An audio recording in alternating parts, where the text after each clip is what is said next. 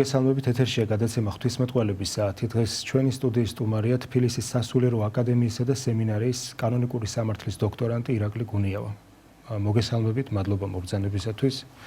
მადლობა თქვენ მომა გიორგი მოწვევისათვის, მოგესალმებით თქვენ, მივესალმებით მაყურებელს. ჩვენი დღევანდელი საუბრის ან გადაცემის სასაუბრო თემა იქნება ქონეგრივ ეკლესიაში ქონებრივ უფლებათა წყაროები და მისი კანონიკური ნორმები. შეიძლება ითქვას მისი კანონიკური პრინციპები და სხვა.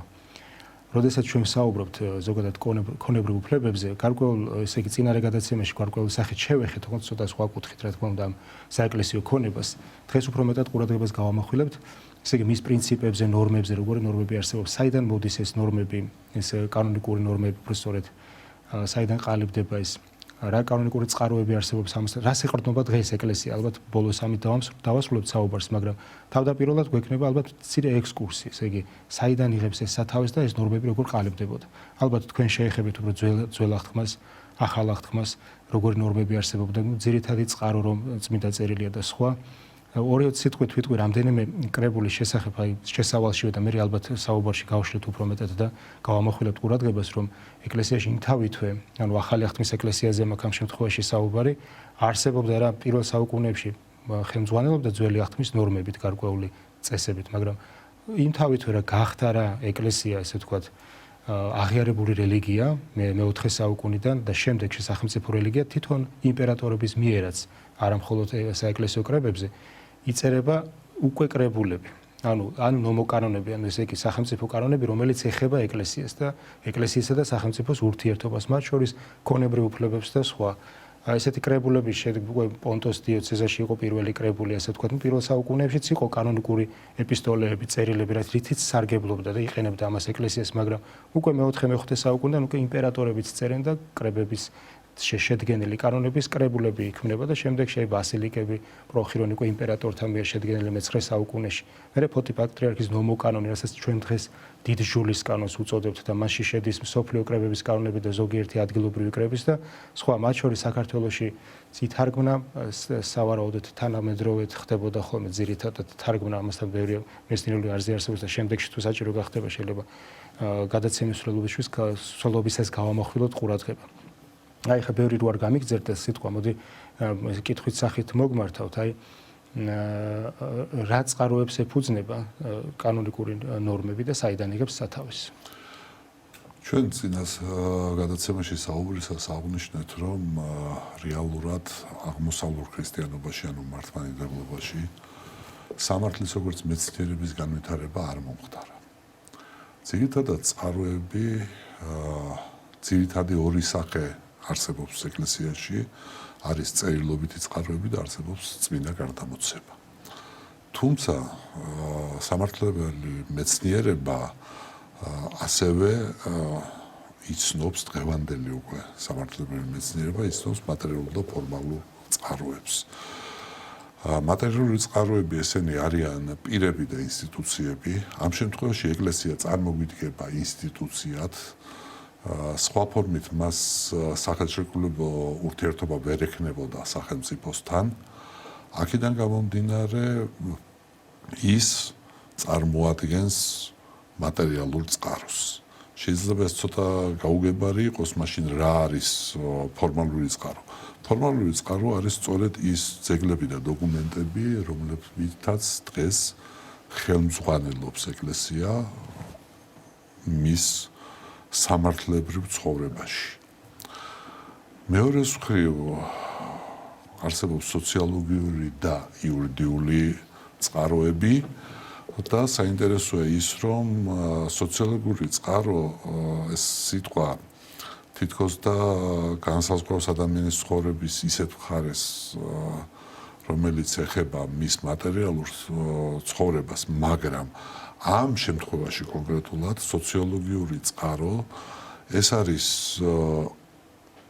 ის ფაქტები, რომელზე დაყრდნობითაც ყალიბდება სამართალი. ანუ ეკლესია ეს არის ცოცხალი ორგანიზმი, წარმართავს მის ცხოვრებას და რა თქმა უნდა მის ცხოვრებაში არსებობს ფაქტები, რომელთა განზოგადებაც ხდება, რომელზე დაყრდნობითაც ხდებოდა და ხდება, დღევანდელ დღესაც შემუშავება კანონიკური ნორმების. რაც შეეხება შემდგომ განვითარებას, თქვენ წეგან ახსენეთ, რომ სახელმწიფო თავის მხრივ ზრუნავდა იმაზე, რომ დაერეგულირებინა ეკლესიის ცხოვრებაც და მათ შორის საბოლოო ჯამში ჩვენ მივიღეთ ფოტის ნომოკანონი, ანუ დიდი ჯულის კანონი, როგორც მას დღეს ჩვენ უწოდებთ, მაგრამ აქვე აუცილებლად უნდა აღვნიშნოთ, რომ დღევანდელ დღეს საქართველოს ეკლესიისა და საქართველოს სახელმწიფოს შორის არსებობს საკონსტიტუციო შეთანხმება, რომლის მესამე პუნქტი პირველი მუხლისა ამბობს ესეთ რამეს, რომ ეკლესია ხელმძღვანელობს როგორც მისი საკუთარი ნორმებით, ასევე ის იღებს ვალდებულებას სახელმწიფო ურთიერთობიდან გამომდინარე, რომ თავიანთი ცხოვრება წარმართონ ეკლესიის წევრებმა სახელმწიფოს იმ საკანონმდებლო ნორმების შესაბამისად, რომელიც უშუალოდ ეხება ეკლესიას და ამ შემთხვევაში ეკლესიის ქონებრივ უფლებებს. აქედან გამომდინარე, როდესაც ჩვენ წყაროებზე ვსაუბრობთ, წარმოგვიდგება ეს უნდა აღვნიშნოთ, რომ რეალურად გვაქვს ორი სახის. ეს არის თვითონ საკუთრივ ეკლესიის საკანონმდებლო, ანუ კანონიკური ნორმები ერთის მხრივ და მეორეს მხრივ, ვინაიდან ეკლესიას უწევს ცხოვრება როგორც დროში, ასევე სივრცეში და ამ შემთხვევაში სივრცე წარმოადგენს საქართველოს ეკლესიისთვის წარმოადგენს მის კანონიკურ ტერიტორიას. აქვე ისიც უნდა აღვნიშნოთ, რომ რახან სახელმწიფო ვახსენეთ, მსოფლიოს საეკლესიო ცხოვრების პრაქტიკაში შეიძლება რომ ეკლესიის კანონიკური საზღვრები არ ემთხვეოდეს სახელმწიფოს საზღვრებს. ის შეიძლება იყოს ან უფრო ნაკლები, ან შეიძლება იყოს უფრო მეტი. აქ კონკრეტიკაზე არ შევჩერდებით, თუმცა შემიძლია ვთქვა ესეთი რამ, რომ მიუხედავად იმისა, რომ სახელმწიფო ნორმები სახელმწიფო სამართლის თანახმად, ანუ რეალურად საუბარი გვაქვს საკონსტიტუციო შეთანხმებაზე, სავალდებულოს წარმოადგენს საქართველოს ეკლესიისთვის, იმ შემთხვევაში თუ კი რომელიმე ეპარქია მდებარეობს სახელმწიფოს გარეთ, მაშინ ამ კონკრეტულ შემთხვევაში ეკლესიას უწევს იმ სახელმწიფო საკანონმდებლო ნორმების გათვალისწინება, რომელიც სახელმწიფოს ტერიტორიაზეც არის ესეთი ეკლესია. ყველაზე ახლო მაგალითი შემიძლია დავასახელო ის, რომ სასობხეთი დღეს წარმოადგენს საქართველოს ეკლესიის კანონიკურ ტერიტორიას. ანუ სივრცე, აი ამ ერთი მაგალითის საფუძველზე შეგვიძლია წარმოვიდგინოთ ის, რომ ის ცდება საქართველოს როგორც სახელმწიფოს საზღვრებს. ამავე დროს აუცილებელია ვთქვათ ის, რომ მიუხედავად იმისა, რომ ახალი აღქმის პერიოდში უკვე, მას შემდეგ რაც დევნილობის პერიოდი დასრულდა და პირველად, რა თქმა უნდა, ბიზანტიის იმპერიაში მოხდა სახელმწიფო რელიგიად გამოცხადება ქრისტიანობის, ფაქტიურად თანადროულად ხდება, არ არის დიდი დროით განსხვავება. მათ შორის სომხეთშიც უფრო ადრე ხდება, უშუალოდ სახელმწიფო ანუ აღიარება, რა თქმა უნდა, კონსტანტინე დიდის ხდება, მაგრამ თეოდოსი დიდის დროს ხდება უკვე სახელმწიფო რელიგია და საქართველოში უფრო ადრე 326 წელია საეკლესიო ომით და 337 როგორც ივანე ჯავახიშვილი ვარაუდობს, მაგრამ იქ 391 წელია თეოდოსის მოღვაწეობის. მაგრამ აქ მნიშვნელობა სამართლებრივი თვალსაზრისით აქვს ერთ რამეს, რომ იწყება უკვე ეკლესიის შიდა კანონმდებლობის შეიძლება ესე ვეცოდოთ, ანუ კანონიკური სამართლის ჩამოყალიბება. მართალია განვითარება მან ვერ ჰპოვა, როგორც წეგან დავნიშნეთ, მაგრამ ის ნორმები, რომელიც მიღებულია და დამტკიცებულია მსოფლიო საეკლესიო კრებების მიერ, ან ადგილობრივი კრებების მიერ, რომელიც შესულია დიდი ჯულის კანონში და მათ მსოფლიო კრებების მიერ მინიჭებული აქვთ იგივე ავტორიტეტი, რაც გააჩნია თვითონ მსოფლიო კრების მიერ მიღებულ კანონებს, ისინი ერთიანობაში ქმნიან აი ამ სივრცეს. თუმცა წყაროთ დღევანდელი ეკლესია იყენებს ასევე ძველი აღქმის წმინდა წერილის ნორმებს. ჩვენ წინა გადაცემაში შევეხეთ და დღესაც მცირედით შევეხებით ალბათ იმ წესს, რომელსაც ქვია შემოწირულობა ეკლესიისა და ეს შემოწირულობის წესი, როგორც ტრადიცია, ჯერ კიდევ ძველი აღქმიდან მომდინარეობს, მას ჩვენ მეათედის წესს უწოდებთ, ამაზე შემდგომ ვისაუბრებთ. ასე რომ რამდენიმე სახის წყარო წარმოგვიდგება, თუ შევაჯამებთ, ერთის მხრივ გვაქვს მატერიალური და ფორმალური წყაროები, მეორე მხრივ გვაქვს სოციალური და იურიდიული წყაროები და ასევე ისტორიული თვალსაზრისით გვაქვს ის წყაროები, რომლებიც განეკუთვნებიან ძველი აღქმის პერიოდს და რა თქმა უნდა ახალი აღქმის პერიოდს. ეს თუ ვისაუბრებთ და ასე ვთქვათ ვიტყვით რას წარმოადგენენ წყაროები და როგორი სახეები გვაქვს ამ წყაროების. ისე სხვადასხვა თქვენ გაწყვეტინებთ ზეგან აღნიშნეთ, ანუ როგორც მეცნიერება არ განვითარებულა, განსაკუთრებით ბიზანტიაში და კათოლიკურ, ანუ დასავლურ სამყაროში თავითვე უფრო მეტად ხშირად იურისტები ხდებოდნენ, ეპისკოპოსები და კარდინალები და ასე შემდეგ და ამიტომ ეს განაპირობებდა იქ რომ სხვანაირად ვითარდებოდა ცოტა გამგვარი საკითხები. მაგრამ ალბათ უნდა აღვნიშნოთ მნიშვნელოვანია აი კონსტანტინოპოლის მონასტერი, გეორგიას მონასტერი, სადაც ძირითადი კომენტარები რაც ჩვენ გვაქვს დიდი ჯულის კანონთან დაკავშირებით, ხო, პირველ კრებულთან დაკავშირებით, რომელსაც მე შემდგომში ამ დიდი ჯულის კანონს, რომელიც ფოთი პატრიარქის დროს არის შედგენილი, მე-7 მსოფლიო კრების შემდეგ კიდევ ორი კონსტანტინოპოლის კრება ემატება და აქ თავდება ის კრებული, ხო, ანუ 7 მსოფლიო კრება, ადგილობრივი კრება და წმინდა მამების ეპისტოლეებისგან შედგება ძირითადად ეს და კიდევ ორი კონსტანტინოპოლის კრებისგან.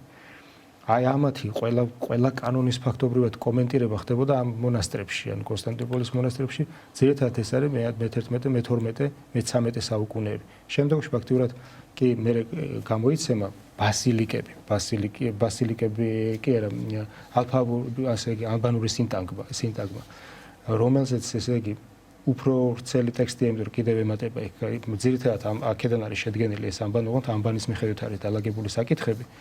და აი ქართულადაც დგება მნიშვნელოვანი ძეგლი, ალბათ უნდა აღვნიშნოთ, ან როდესაც ჩვენ წყაროებზე ვსაუბრობთ, ვახტანგ მე-6-ის სამართალი. მათ შორის პარალელურად კათოლიკურ სამყაროშიც, ანუ დასავლეთის ეკლესიებშიც, ასე ვთქვათ, შეიძლება უწოდოთ, ბევრი კანონიკური კრებულები შედგა, მაგრამ უფრო გამორჩეული არის, ანუ ჩვენთვის მნიშვნელოვანი, როცა კვლევას ვეხებით ხოლმე, უფრო მეტად აი მე-19 საუკუნის რუსი კანონისტები და ისტორიკოსები, მათ მიერ გაკეთებული აი კომენტარები და სამეცნიერო შრომები კანონიკურ წყაროებთან დაკავშირებით მნიშვნელოვანია. ასევე ფრანგი მართლმადიდებლები ამავე პერიოდის, მათ აქვს ძალიან ბევრი სტატიები ამ თემებთან დაკავშირებით და ბერძნული კი ისე რომ დაუბრუნდეთ ბერძნულ წყაროებს, უბრალოდ ქართულს ეცაგან რო ახსენე ვახტანგ მე-6-ის სამართლის კრებული, ესე ფაქტიურად ალფაბეტური სინტაგმაა თარგმნილი. ანუ იქ რაც არის ბერძნული ნაწილი, მთლიანად არის ალფაბეტური სინტაგმა, ანუ ამბანური სინტაგმა, უბრალოდ ქართულად რო ახსენოთ, თარგმნილი და დამატებული აქვს უკვე მე თვითონ თავისი ავტორობით შედგენილი კანონები და სომხურიდან თარგმნილი კანონები კიდევ. ეს არის ძირითადი წყარო ალბათ, რაც მასში შედგა, ძალიან დიდი სამუშაო გააკეთა ვახტანგ მე-6-ემ ამ კუთხით და აი ძირითადად აქ სრულდება კრებული. მე კიდევ რა თქმა უნდა არის პიდალიონი მაგალითად უფრო გვიანი პერიოდის და სხვები კიდევ მე-19 საუკუნეშიც იქნება გარკვეული კრებულები, მაგრამ ეს კრებულები ძირითადად მოიცავს ისევ დიდ ჯულის კანონს და რაღაცები ემატება და იმ კომენტირებას. ეს ამ მცირე ექსკურსი გავაკეთე ალბათ მაყურებლისთვის უფრო საინტერესო იყოს, რას ეყრდნობა დღეს ეკლესია, როდესაც ჩვენ რაიმე კანონი მოგვაქვს, რაიმე თემასთან მიმართებით. აქ ალბათ საჭირო იქნება აღნიშნოთ ერთი რამ. რეალურად, როდესაც ჩვენ ვსაუბრობთ სამართლის როგორც მეცნიერების განვითარებაზე, პირველი უნდა აღვნიშნოთ ის, რომ რეალურად რატომ მიიჩნევენ დღევანდელ დღეს იგივე რუსი სპეციალისტები, რომ არ განვითარებულა და მათ შორის ციპინიც, რომ რეალურად გარდა კომენტირებისა, კომენტარები და კრებულები შედგენა ძირითადად. საქმიანობა არ წარმართულა სამეცნიერო თვალსაზრისით. რაც შეეხება კრებულებს, ეს კრებულები არის უბრალოდ შედგენილი და თქვენ ახსენეთ ანბანური სინტაგმა, ანბანურად არის დალაგებული. თუმცა თანამედროვე ეს კრებულების ბოდიშკა ეყრდნობა აი ჯერ იუსტინე დიდის კრებულებს, შემდეგ ბასილიკე ბეროა იქაც აღებული ის წინარე კრებულები, რაც იუსტინეს კანონები შედიოდა წინა კრებულებში და ფაქტიურად ამ კრებულებს მის მაგალითს ეყრდნობა. დიახ, მაგრამ თანამედროვე სამართლის მეცნიერება იცნობს ესეთ მოვლენას, რასაც ქვია კოდიფიკაცია. ანუ კოდექსი. კოდექსი თვითონ ქართულად თუ გადმოთარგმნოთ, კოდექსი არის კრებული. კოდიფიკაცია ორი სიტყვისგან შედგენილი კომპოზიტია, ერთის მხრივ კრებული, მეორეს მხრივ ფაციოს არის ვაკეთებ, ანუ რეალურად კრებულის შედგენას ნიშნავს. მაგრამ მხოლოდ შედგენა არ არის. კოდიფიკაცია თავის თავში როგორც იურიდიული ტერმინი მოიცავს დალაგებას თემატურად, მუხლობრივად და თვითონ მუხლს ენიჭება თავისი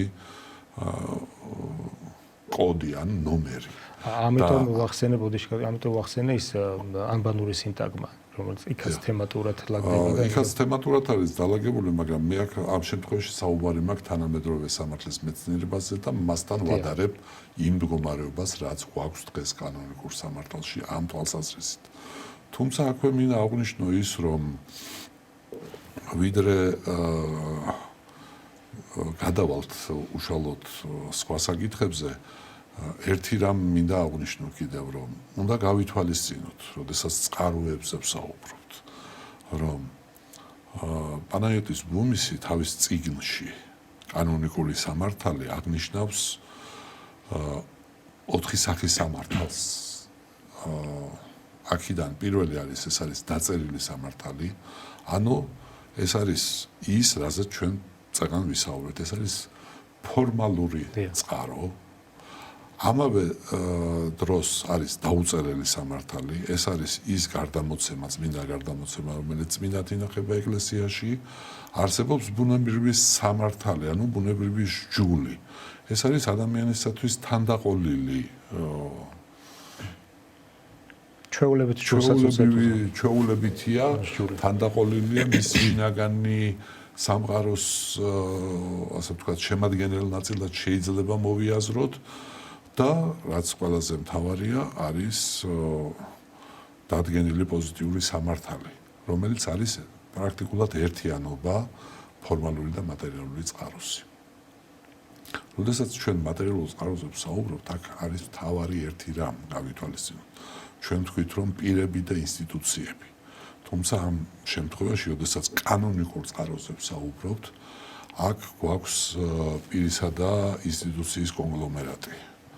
ანუ ერთობა შეიძლება დავარქვათ. იმიტომ რომ ეკლესია ერთის მხრივ წარმოადგენს ინსტიტუციას, მაგრამ მეორეს მხრივ ის არის მისტიური სხეული უფლისა, რომლის თავი თვითონ უფალია და უპირველეს ყოვლისა პირველი მატერიალური წყარო კანონიკური სამართლის არის ეკლესიის დამაარსებლის და მისი თავის უფლის ჩვენის იესო ქრისტეს ნება. ის წარმართავს როგორც ცხოვრებას ეკლესიისას, ასევე ის წარმართავს დღევანდელობასაც და მისი, ასე ვთქვათ, სწავლების შედეგად უკვე მოციქულებმა მოგცეს ის ფორმალური და მატერიალური წყაროები, რითაც დღეს სარგებლობს ეკლესია. ეს არის ის, რაც შეიძლება ვთქვათ წყაროებზე და მის სახეებზე. თქვენ ახსენეთ ჩვეულებითი სჯული. ძალიან საინტერესო არის ერთი რამ, ანუ ესეთი დაკვირვება, ასე ვთქვათ, რომ ჩვეულებითი სჯული, ანუ ის რაც ხალხში ისედაც არის სჯულად, ასე ვთქვათ, მიღებული, რაც არის დაუწერელი კანონები ხოლმე ხშირ შემთხვევაში, ის რაც ჩვეულებად არის მიღებული, მე ხდება მომავალში დაწერილი, თუ მის აუცილებლობა მოვა ხდება დაწერილი კანონი. ამიტომ გარკვეული, რა თქმა უნდა, დიდი სჯულის კანონის კრებული ვახსენეთ ჩვენ, რომელიც მოიცავს თავისთავად სოფლიო კრებების კანონებს და ადგილობრივი კრებების და წმინდანობის ეპისტოლეებს, კანონიკურ ეპისტოლეებს, ანუ წერილებს. და იმისი წონა, ასე ვთქვათ, ყველა ეკლესიისთვის უფრო მეტად მაღალია, როცა რაღაც გარკვეული საკითხი წყდება, მაგრამ ყველა ადგილობრივ ეკლესიას აქვს კიდევ ადგილობრივი წესჩვეულებებიდან, ადაწესებიდან გამომდინარე და ჩვეულებითი სჯული რო ახსენე იქიდან გამომდინარე, გარკვეული განსხვავებული წესები აქ ეხება უფრო მეტად კანონიკურ ნორმებს და არა დოგმატურ საკითხებს, ასე ვთქვათ. აი, რაც ეხება მაგალითად ქორწინების ნათესაურ და სხვა თემებს. და ამის რახან წყაროებზე ლაპარაკობთ, აი წყაროდა რომ მოვიყვანოთ ერთი მაგალითი წყაროებიდან. ძალიან ცოცხალი მაგალითია, მაგალითად 6 ათონელის მიერ თარგმნილი მცირეს ჯულის კანონს, როგორც ის თავად ამას უწოდებს, მცირეს ჯულის კანონს. ზოგიერთი მეცნიერი ვარაუდობს, რომ აქ მაშინ უკვე თარგმნილი იყო დიდი, ამიტომ უწოდაო მცირე. და ეს ძალიან მისაღები, იმიტომ რომ სხვაგანაც მოიხსენება დიდი ჯულის კანონი მანამდელ წყაროებში ბევრგან. უბრალოდ ხელნაწერი არ არის შემორჩენილი უფრო ადრე, ვიდრე არსენი კალთოელამდე. და მნიშვნელოვანი არის, რომ ექვთიმე ათონელი თარგმნის რა მცირეს ჯულის კანონს, ის რაც ბერძნულ დედაშია, ორჯერ უფრო დიდი ტექსტია ქართულში. ზოგადად ექვთიმე ათონელის ისედაც ახასიათებდა ეს თავისუფალი თარგმნის სტილი, ავსებდა ხოლმე და განმარტავდა რაღაც ადგილებს, მაგრამ ზოგიერთი კანონები, რაც მის მიერად დაწერილი ბერძნულში არ არის. ისეთი კანონებია, რომელიც მის პრაქტიკაში იყო აუცილებლად დასაწერი. ანუ მისი პრაქტიკიდან გამომდინარე. იმსა მონასტრებისთვის არის ძირითადად ან ქართული სამყაროსთვის დაწერილი. აი ეს ერთ-ერთი რახან წყაროებს ვეხებით, თუ რა თქმა უნდა სხვა ბევრ თემაზე შეგვიძლია გამოვცოთ ეს საუბარი. რადგან წყაროებს ვეხებით, ძალიან თვალსაჩინო მაგალითია თუნდაც თარგმნილი წიგნი, რომელიც ორიგინალიც არსებობს ბერძნულში, ის კრებულები, ის წიგნები, რომელსაც ეს მცირე ჯულის კანონი მოიცავს, ბერძნულში არსებობს, ქართულად არის განსხვავებული. იმიტომ რომ ქართულ სივრცეს მოერგოს, ასევე არის სხვა გარკვეული ნორმები. რა ხეს გავავრცელე სიტყვა, რადგან კანონიკურ ნორმებს შევეხეთ ჩვენ, აი ამ ჩვეულებითი ჯულს და სხვა. ალბათ უპრიანი იქნება. ამ შემთხვევაში დაგეთანხმებით ერთ ასეთ ფაქტს აღვნიშნავ, რომ რეალურად ჩვენ გვაქვს ერთ-ერთი ესეთი ნორმა, კართაგენის კრების 22 კანონი. ჩვენ ვსარგებლობთ დიდი ჯულის კანონით, რომელიც თარგმნილი არის არსენ იყალთოელის მიერ. ეს არის ის თარგმანი, რომელიც გამოიყენება დღევანდელ პრაქტიკაში, რომელსაც მე დაემატა რუის ურბნისის კრება ქართულ კრების კი ბატონო, მაგრამ აქ რაზე მაქვს საუბარი, ძალიან ვახსენე კოდიფიკაცია. თუ მიყვებით არსენ იყალთოელის თარგმანს და მის ჯულის კანონის იმ ვერსიას, რომელსაც ვიყენებთ დღეს, ვახსენე კართაგენის კრების 22 კანონი. 22 კანონად იგი მოიხსენიება ქართულ ვარიანტში. რაზეც იყო წეგან თქვენ საუბარი, რომ ექვთიმემ განავრცო.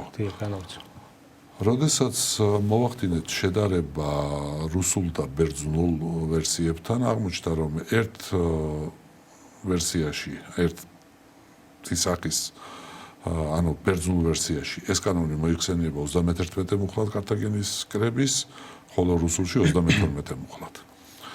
ამ მხრივ მივდივართ იმ ფაქტამდე, რომ რეალურად ავტოკეფალურ ეკლესიებს გააჩნია ერთი ძირითადი საკანონმდებლო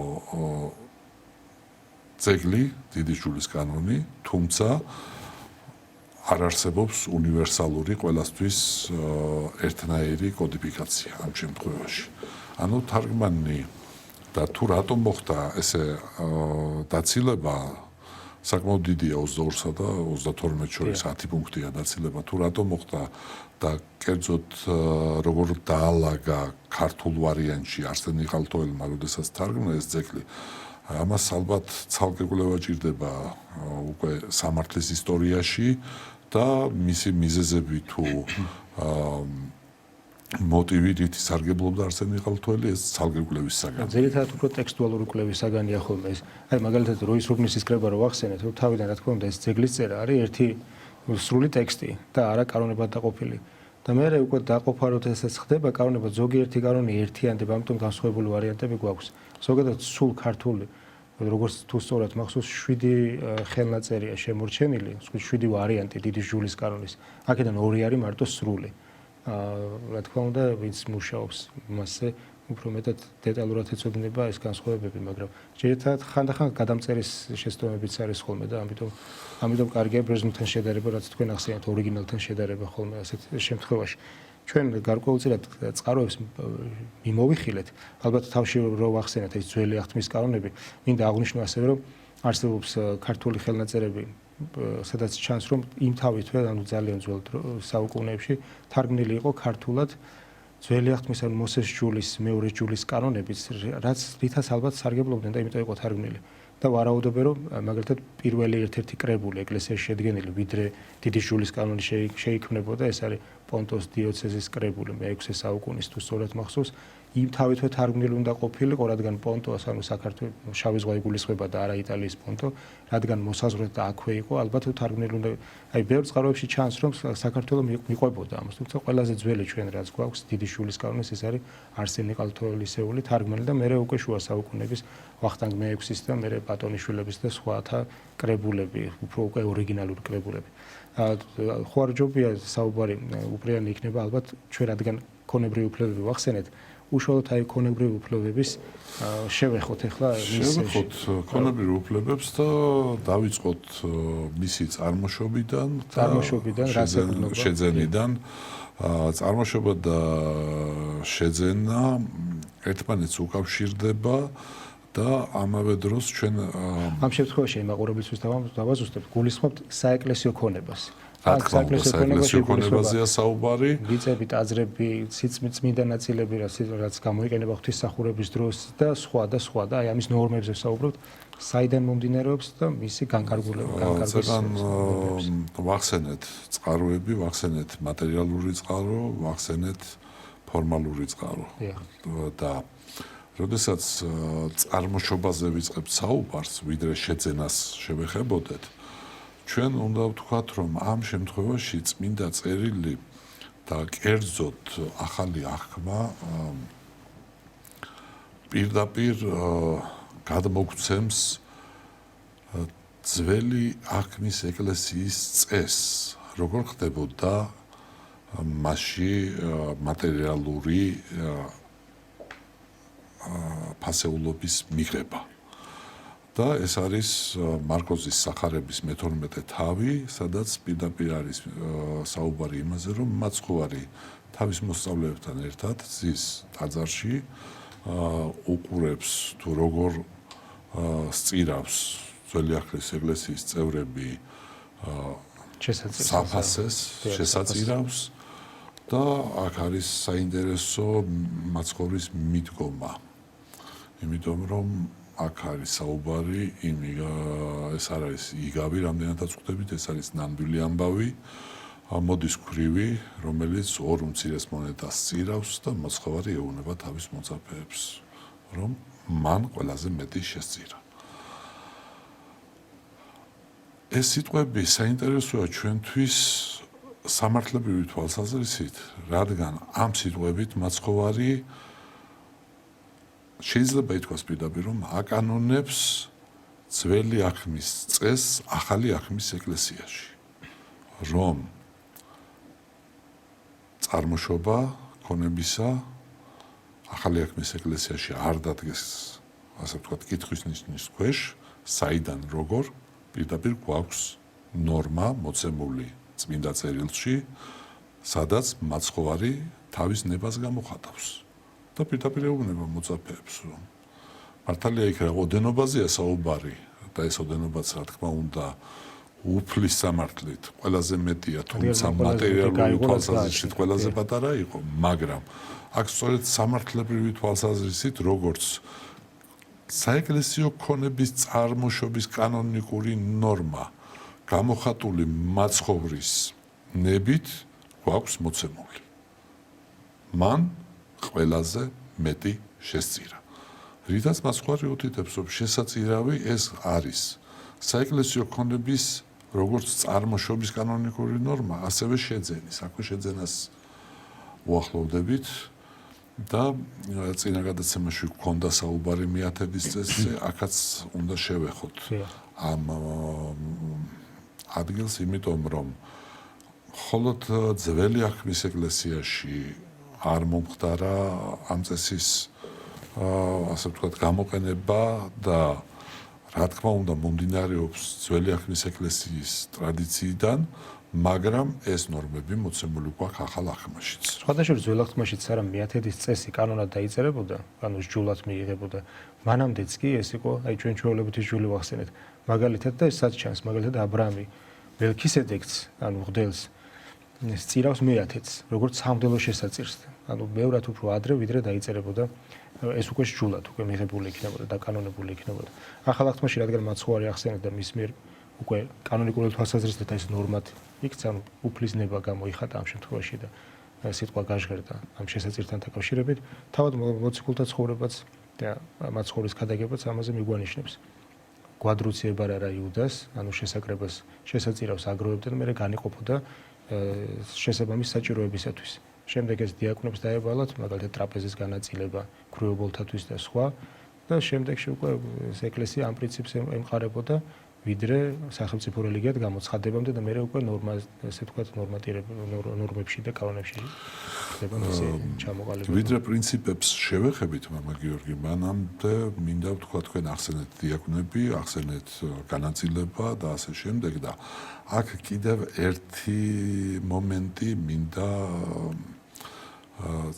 წამოვწიო წინ, რომელიც მოცემული არის ახალ აღქმაში, კერძოდ სახარებაში, ეს გახლავთ მათეს სახარების მე-14 თავი და აქაც საუბარი არის მატერიალურ მხარეზე ეკლესიის ცხოვრების.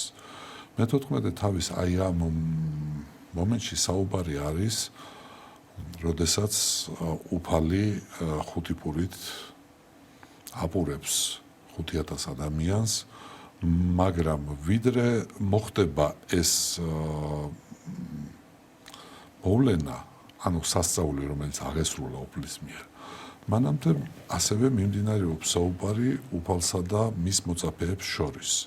მოწაფეები ეუბნებიან, რომ გაუშვი ხალხი, რადგან უდაბნოა ეს ადგილი და წავიდნენ ახლომახლო სოფლებში და საზდელი იყიდონ თავისთვის. მაცხოვარი ეუბნება, არა. და ყველაზე საინტერესოა მაცხოვრის სიტყვები, თქვენ ეცით მათ ჭამათი. ანუ რეალურად მაცხოვარი ავალებს მოციქულებს ზრუნვას სამწყსოზე.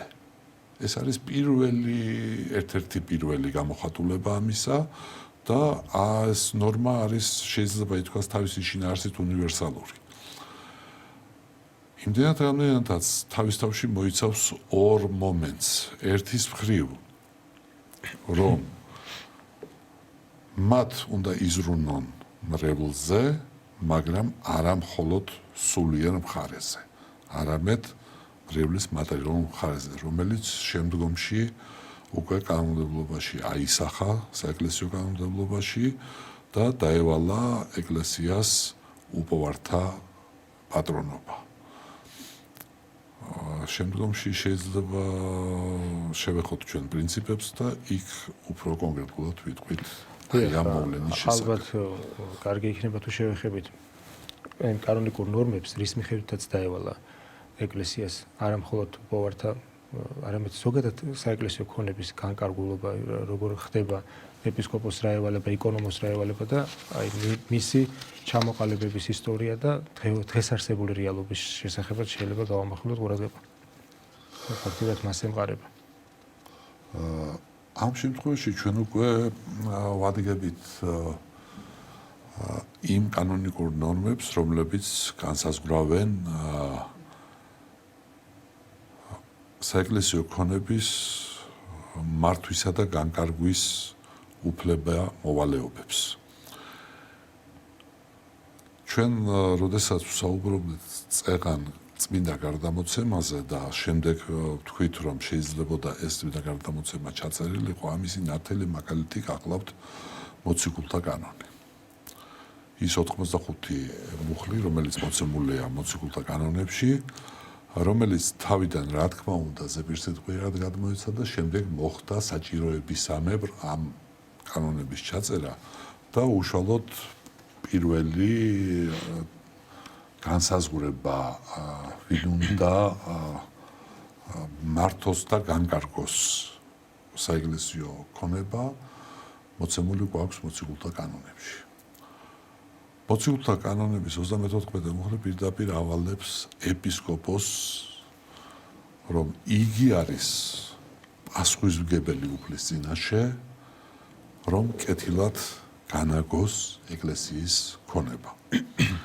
აქაც საუბარი არის ისევ ისტორიული ჭრილით, რომ თავიდან რეალურად ეკლესიის ქონება იყო ძალიან მცირე და იგი შეადგენდა მხოლოდ და მხოლოდ ღვთისმსახურების ნივთებს, ხოლო შემდეგ უკვე, როდესაც ხდება დევნილების პერიოდის დასრულება და სახელმწიფოს მიერ ეკლესიის როგორც ინსტიტუციის აღიარება, ანუ ერთის მხრივ სახელმწიფო რელიგიად გამოცხადება და მისი შედეგი, რა თქმა უნდა, ინსტიტუციის აღიარება უკვე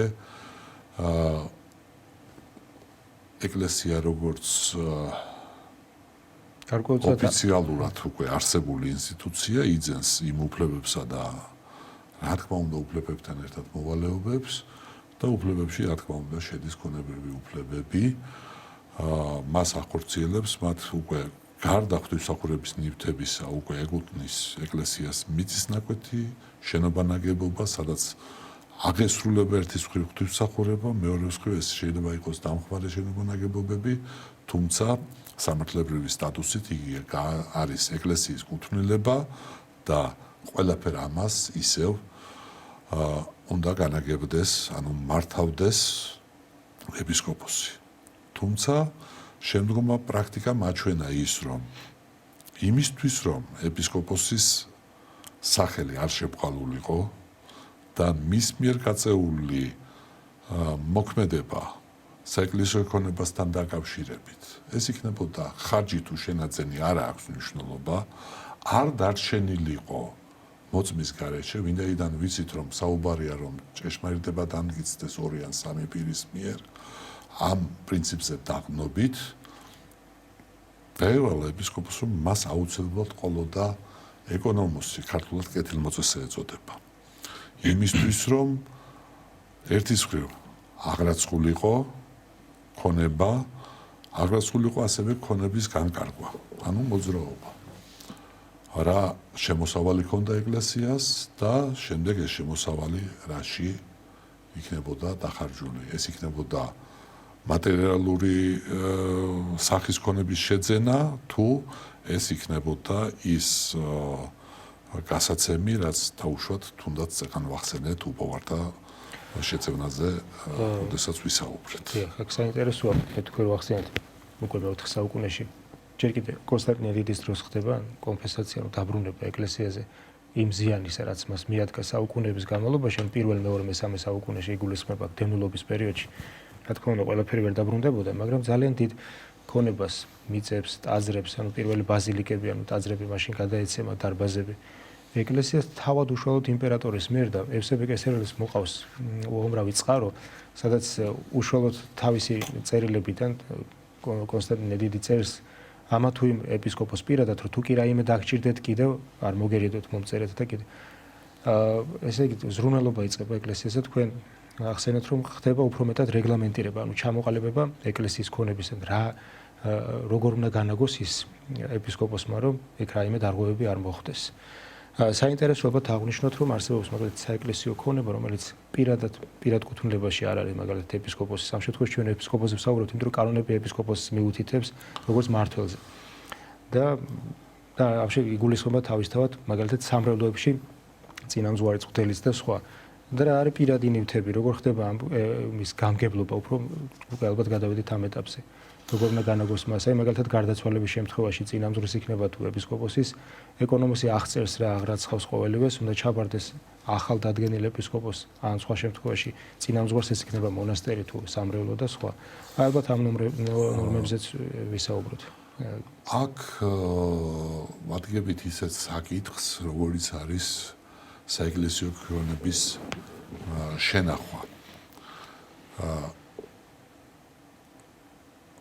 ერთის მხრივ ეპისკოპოსს ევალება, რომ კეთილკრძალულებით მოუაროს და შეინახოს საეკლესიო ქონება, ვინაიდან იგი სამჟავროზე უფლის წინაშე პასუხს აგებს, როგორც სულებისათვის, რომელიც მას აბარია, ასევე იმ მატერიალური სიგეთისათვის, რომელიც ასევე აი ამ საკანონმდებლო ნორმებით მას დაევალა, რომ მან იზრუნოს მასზე, შეინახოს, განკარგოს და პირველი რაც მინდა აღვნიშნო, ყველაზე საინტერესო არის ერთი რამ, თითქოს და ეს პირდაპირ არ ეხება მატერიალურ მხარეს, მაგრამ აქ არის საინტერესო ის, რომ მიტროპოლიტს ავალებს დიდი ჯულის კანონი, რომ დაქვრივებულ კათედრაზე დროულად გამოარჩიოს ეპისკოპოსი, იმისთვის რომ გარდა იმისა რომ არ დარჩეს წყევსთავრის გარეშე ეპარქია და რა თქმა უნდა ღვთისმსიტყვის გარეშე არ დარჩეს მრევლი, ამავე დროს ეპარქიის მატერიალური მხარე ასევე არ დარჩეს მოუვლელი. თუმცა ერთის მხრივ არსებობს და განსაზღვრულია იმ პირთა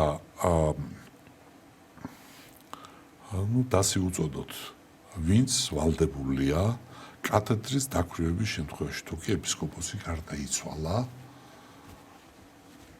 რომ შეინახოს ის ქონება და მატერიალური სიგეთე, რომელიც გააჩნია ეპარქიას და არ დაუშვას მისი არც გაფლანკვა, არც განიერება, არამედ აღარაცხოს და შენახული შემდგომ უკვე ახალ ეპისკოპოსს, ვინც იქნება გამორჩეული შესაბამისი წესით, მას ჩააბაროს ყოველივე. ამავე დროს საეკლესიო კანონმდებლობა ითვალისწინებს ესეთ რამეს, რომ თუ კი ეპისკოპოსს გააჩნია პირადი ქონება, ვინაიდან საუბარი გვაქვს ისევ იმაზე, რომ ეპისკოპოსს ავალია ეკლესიის ქონების შენახვა, ესეც ზუსტად უნდა იყოს განსაზღვრული და გამიჯნული. ის, რაც ეკუთვნის ეკლესიას და ის, რაც ეკუთვნის პირადად ეპისკოპოსს. აქაც საინტერესოა ერთი საკითხი, რომ ეპისკოპოსს უწესებს ეკლესია, რომ მისი გარდაცვალების შემთხვევაში ვის უნდა დარჩეს მემკვიდრეობით ეპისკოპოსის პირადი ქონება. ამ შემთხვევაში ეპისკოპოსს როგორც ეკლესიის მოძღვარს არ აქვს უფლება თავისი პირადი ქონება დაუტოვოს, მოდი ასე დავარქვათ, ეკლესიის არაწევრს. არის კანონებში მითითება, რომ წარმართებს არ აქვს დაუტოვოს იმ პერიოდში. მაგრამ ამ შემთხვევაში წარმართი და მორწმუნე ზუსტად ასე განისაზღვრებოდა, მორწმუნე იყო ეკლესიის წევრი. ეს იმდროინდელი კანონებია. იმდროინდელი კანონებით, ხოლო წარმართი იყო ის, ვინც ეკლესიის გარეთ იყო. ამ შემთხვევაში ხანდახან ლიტერატურაში გვხვდება ტერმინი მართლმადიდებელი, მაგრამ კონკრეტულად თუ სამართლებრივად მიუდგებით, საუბარი არის ზუსტად ეკლესიის წევრობაზე და ეკლესია გვაქვს ერთი. ამდენად აქ ტერმინოლოგიურად შეიძლება რამდენიმე ტერმინი გამოვიყენოთ, მაგრამ სამართლებრივი სტატუსით საუბარია სწორედ ამაზე, რომ ის პირი, ვინც იქნება მემკვიდრე ეპისკოპოსის პირადი ქონებისა, აუცილებლად უნდა იყოს ეკლესიის წევრი. ეს საკითხიც არის განსაზღვრული იმისთვის, რომ შემდგომ პირდაპირ საუბრობენ, რომ იმისთვის უნდა იყოს გამიჯნული ეკლესიის ქონება და ეპისკოპოსის პირადი ქონება და არ მოხდეს მისი აღრევა, რომ ეპისკოპოსის გარდაცვალების შემთხვევაში, თუ კი იქნება ეკლესიის ქონება და გაუმიჯნავი ეპისკოპოსის პირადი ქონება, შეიძლება მოხდეს ისე, რომ ეკლესიის ქონება აღმოჩნდეს სხვა პირის ხელში, მაშინ აუცილებლად მივალთ იმ მომენტამდე, რომ აქ დაიწყება დავა, ან მემკვიდრეს ექნება წარმოდგენა, რომ ის, რაც ეკლესიის ქონება, ის შეიძლება წარმოადგენდეს ეპისკოპოსის ქონებას და აქედან გამომდინარე, მას წარმოექმნას პრეტენზია ეკლესიის ქონებაზე. რასაც შედეგად აუცილებლად მოყვება დავა და რა თქმა უნდა მოყვება ეპისკოპოსის პატიოსანის სახელის შებრალვა, თუ კი ეს არ იქნება გათვალისწინებული. ამდენად საკანონმდებლო ნორმა ცალკეა გამოყოფილი, რომელსაც ეწოდება, ესე უწოდებთ ეპისკოპოსის ანდერძი. ანუ განსაზღვრება, როგორ უნდა მოხდეს ეპისკოპოსის პირადი ქონების განკარგვა. რა ხარ პირადი ქონება შევეხეთ თანამედროვე მაყურებლისათვის, რომელიც არ არის ჩახედული საეკლესიო შიდა ცხოვრებაში და განსაკუთრებით ახლა ეს ძალიან რთულ სფეროს წარმოადგენს საეკლესიო სამართალი, ასე ვთქვათ, ისევე როგორც სხვა სფეროები, ღვთისმეტყველების ბუნებრივი ახლა ყველას არ მოეთხოვება ეს ნორმები იცოდეს და ეს ნორმები რო იცოდე და ეს გაიაზრო, ამას სჭირდება არა მხოლოდ სახელმწიფო საკითხი, არამედ წყაროების გაცნობა და განსჯის შესაბამის განათლების მიღება, მოკლედ ვიტყვი. რადგან ჩვენ ვეხებით აი ეპისკოპოსთა პირად ქონებას, ეს მაშინდელი დაწერილი კანონებია, როდესაც რა თქმა უნდა არ იყო მოთხოვნა ეპისკოპოსის როგორც აუცილებლად მონაზვნობის შესახებ, რადგან ეპისკოპოსი როგორც გამგებელი შე შემთხვევაში არ იყო მონაზონი. ქართულ სივრცეში ან მართვა გამგეობის დებულებაში 1995 წელს ჩაწერილია მუხლი, რომ ეპისკოპოსი უნდა იყოს ბერი, უნდა მოხვდეს აღკვეცა, სანამ ეპისკოპოსად კურთხევა მოხდება, მაგრამ ეს არ არის აუცილებელი ნორმა ზოგადად სოფლიო ეკლესიისათვის. აი მაგალითად ბერძნულ ეკლესიაში დღესაც კი ბევრი, ასე ვთქვათ, ცელებატი, ანუ უცოლო სასულიერო პირი, მაგრამ არა მონაზონი, თუ მონაზონობა სხვა აღთქმას გულისხმობს, ხდება ეპისკოპოსი და ის გამგებელი და მას თავისთავად გააჩნია პირადი ქონება. ანუ ისტორიულად ეს ყოველთვის ასე იყო, რომ ეპისკოპოს პირადი ქონება შეიძლება ძალიან მდიდარი ყოფილიყო, იმიტომ რომ ჩვენ ეკლესიის ისტორიაში როდესაც გადავხედავთ, აი მიტროპოლიტები ვახსენებთ, მაგალითად მიტროპოლიტი ბასილი დიდი, ივანე ოქროპირი და სხვა ყველანი უმრავლესობა, რომელთაც ვინც მიიღეს, მე ხა ამ შემთხვევაში პირველ საუკუნეებს გულისხმობ და შუა საუკუნეებშიც ასე იყო, რადგან მონარქები ხდებოდნენ ხშირად, ან ქართულ სივრცეში ბატონიშვილები, კათალიკოსები, რა თქმა უნდა, მდიდარი ოჯახებიდან იყვნენ, ისინი ბავშვობიდან იღებდნენ განათლებას იმ შემთხვევაში, ანუ პირველ საუკუნეებში, წარმართულ სკოლებში და შემდეგ უკვე საღვთისმეტყველო სკოლაში, ან იუსტინე დიდის მერე და სხვა, მაგრამ მათ თავისი ქონება, რა თქმა უნდა, ძალიან ბევრი გაის ზოგიერთ მაგალითად ბასილი დიდი თვითონ ახსენებს, რომ ჩემი ქონება დაურიგე ღარებ კატაკებს და გავეცი, სანამ გახდებოდა მიტროპოლიტი. ესეც ხდებოდა, მაგრამ ჰქონდათ, რა თქმა უნდა, ამიტომ აქ გასაკვირი არაფერი. ახლა ეს მცირე ექსკურსია და განმარტება გავაკეთე, რადგან ზოგჯერ არის ადამიანი, რომ უსმენს ამ გადაცემას და ესმის ქონება, რატო უნდა გააჩნდეს მას ქონება. კითხავში, როცა არ არის ჩახედული საკითხში. რა თქმა უნდა, მას პირადი ქონება ისევე როგორც ყველა ადამიანს და ხშირ შემთხვევაში ისტორიულად იყვნენ რა ეპისკოპოსები დიდებულთა ოჯახიდან და ის გამომდინარეობდა იქიდან, რომ დიდებულებს ჰქონდათ მასის საშუალება, რომ განათლება ბავშვობიდან მიეღოთ. ეპისკოპოსი აუცილებლად განათლებული იყო ხოლმე შუა საუკუნეებში განსაკუთრებით და პირველ საუკუნეებშიც, რა თქმა უნდა, თუმცა ხდებოდა უფრო მერვე ხატმებრძოლეობის ერესის დამარცხების შემდეგ უფრო ტრადიციაში მკვიდრდება უკვე მონაზონთა დასიდანაც მრავალი რიცხვი ეპისკოპოსთა აი უფრო იქიდან ჩანს ვიდრე პირველი საუკუნეები. და პირველ საუკუნეებში ხო პავლე მოციქულემასაც წერს ერთი ცოლის საქმე, ანუ ეს უცოლოებაც მე-6 სოფლიო კრებაზე, ახლა ძალიან რო არ აიგრძელდა, ძალიან რო არ გამიგრძელდეს სიტყვა, კვლავ დაუბრუნდეთ თემას, აი საეკლესიო ქონების. აქ როდესაც აი ამ საკითხს შევეხებით, ერთი მცირე დამატებას გავაკეთებ, საქმე იმაში გახლავთ, რომ საეკლესიო კანონმდებლობა იცნობს ესეთ ნორმას, სადაც მითითებულია, რომ ეპისკოპოს შემოსავალზეა საუბარი და უთითებს ესეთ რამეს. ეპისკოპოსმა რაცო თავისი კონტაქტით იშოვოსო, ის მისი იყოსო. ანუ აქაც წერილ საუბარი ქონდა განცალკევებაზე ეპისკოპოსის პირადი ქონებისა და ეკლესიის ქონებისა და ეს ნორმაც ეთანხმება მას და ამბობს, რომ კერძო მსახურებას თუ კი აღასრულებს ეპისკოპოსი, ამ შემთხვევაში რაც მისი კონტაქტით იშოვოს, სწორედ ამას ნიშნავს.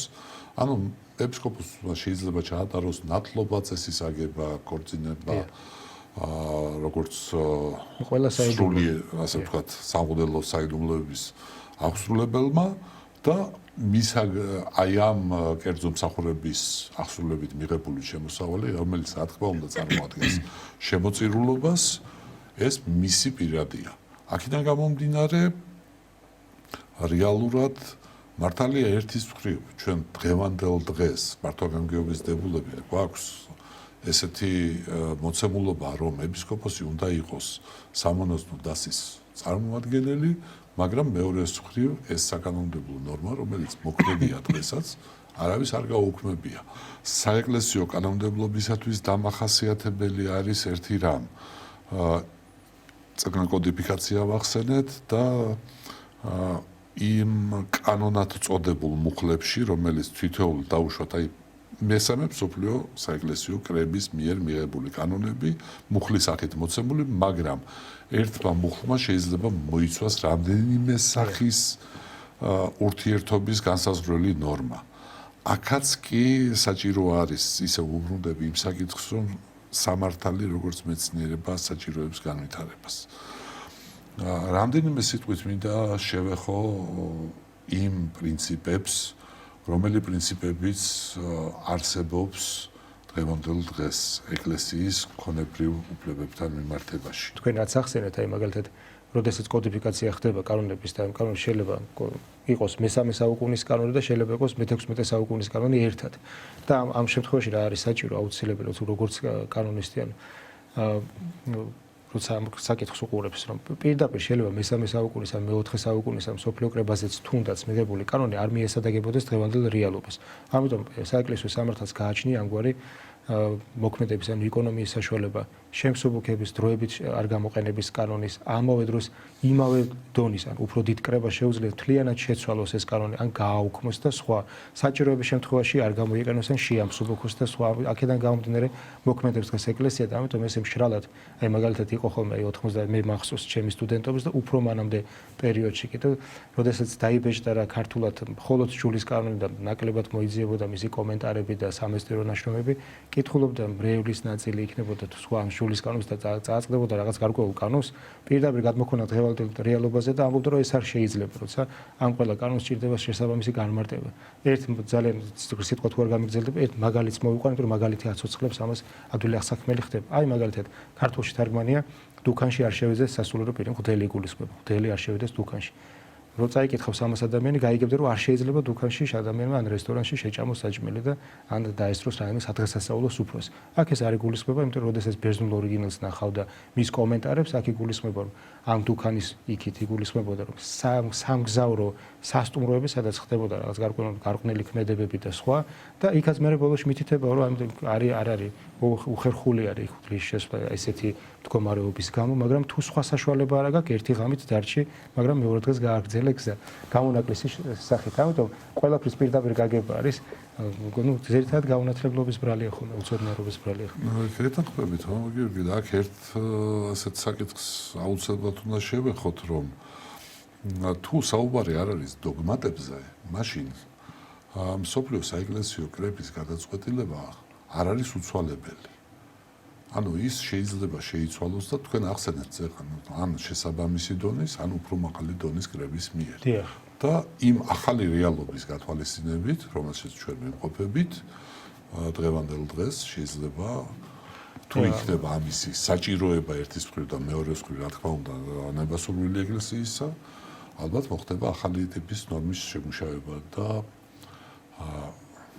რა თქმა უნდა, გვექნება შესაბამისობა დროის მოთხოვნასთან დაკავშირებით. მანიშნები რომ თუ ამოგეწურა საუბრის და ალბათ ამ თემაზე საუბარი კიდევ შეიძლება, იმიტომ რომ პრაქტიკული ხარაზე ჩვენ ყურადღება ნაკლებად გავამახვილეთ. აი შესაძლებლობის ხარაზე როგორ მოქმედებს, როგორ ფუნქციონირებს ეკლესია დღეს და რა სამყაროა ეს ამაზე კიდევ ბევრი საუბარი შეიძლება. მადლობას მოგახსენებ საუნტერესო საუბრისთვის და მოგზაურობისათვის. მაყურებელს შევახსენებ, რომ ჩვენი სტუმარი ბრძანდებოდა თბილისის სასულიერო აკადემიისა და სემინარიის კანონიკური სამართლის დოქტორანტი ირაკლი გუნიავა დროებით გემშვიდობებით მომავალ შეხვედრამდე.